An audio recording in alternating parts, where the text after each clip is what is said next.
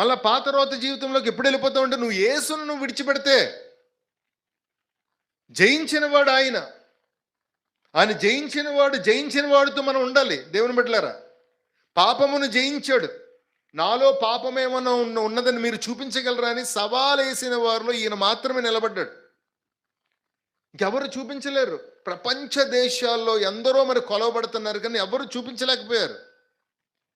పాపరహితుడు. స్తోత్రం చెప్పండి.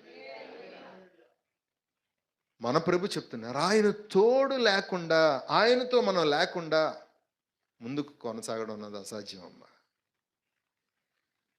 పేతురు మరి యేసయ్య ప్రెజెన్స్ లేదు, యేసుతో లేడు కాబట్టి తను వెంటనే తనకు వచ్చిన మాట ఏంటంటే, నేను మళ్ళా చేపలు పట్టుదను. నీరు కార్పించేసావు కదయ్యా, ఎంత